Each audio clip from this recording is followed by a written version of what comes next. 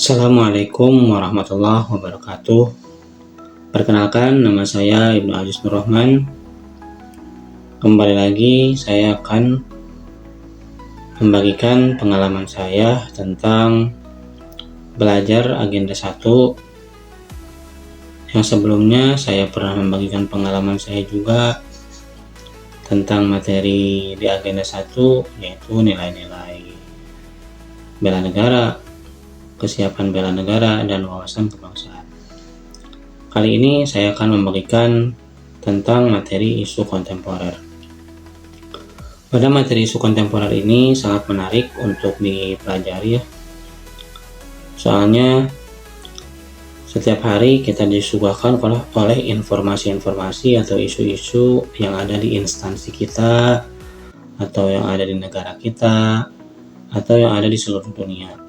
Tapi selanjutnya kita tidak tahu isu tersebut hanya menjadi pengetahuan untuk kita saja, tanpa kita tahu bagaimana sih penyelesaiannya, bagaimana sih yang harus kita lakukan untuk menuju penyelesaian tersebut. Nah, dalam materi ini dijelaskan ada beberapa tahap yang bisa kita gunakan, dan ada beberapa teknik juga yang bisa kita gunakan untuk membantu menuju ke penyelesaian isu tersebut. Untuk tahapan-tahapan yang bisa kita gunakan adalah yang pertama, mengidentifikasi dulu isu tersebut.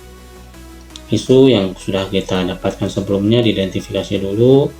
Sesudah diidentifikasi, kita dalami lagi isu tersebut. Apakah penting, apakah harus secepatnya dilakukan penyelesaian atau dicari penyelesaiannya. Yang ketiga ada pemilahan isu atau memilah isunya. Isu-isu yang sekiranya penting, yang urgensinya bahaya, kita pilih, kita jadikan itu sebagai penyelesaian nanti. Yang keempat adalah penyelesaiannya. Jadi ketika kita sudah melakukan tiga hal tersebut, kita tinggal menyusun penyelesaiannya gitu. Nah, untuk prakteknya kita disuguhkan dalam materi ini, kita disuguhkan dua teknik yang bisa kita gunakan. Yang pertama ada teknik APKL, yang kedua ada teknik USG untuk memilah isu gitu. Nah, yang pertama teknik APKL. APKL itu apa sih? APKL itu adalah aktual, problematik, kehalayakan, dan kelayakan. Aktual itu apa? Aktual itu adalah apakah isu tersebut sedang ramai dibicarakan, sedang hangat-hangatnya dibicarakan atau tidak. Nah, ketika kita mendapatkan informasi sebuah isu, itu bisa kita pilih sebagai nanti bahan penyelesaian nanti. Yang kedua adalah problematik. Problematik itu adalah isu tersebut dibutuhkan secara cepat tidak penyelesaiannya.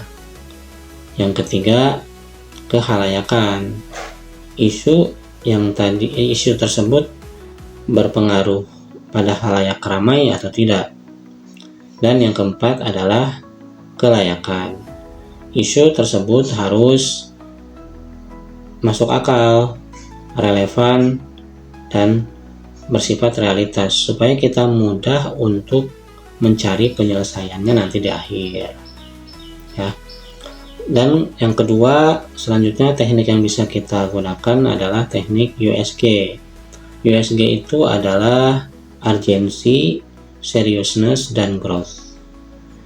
Untuk urgency sendiri adalah urgency, kita tahu seberapa urgent atau seberapa butuhkah gitu kan isu tersebut kita selesaikan.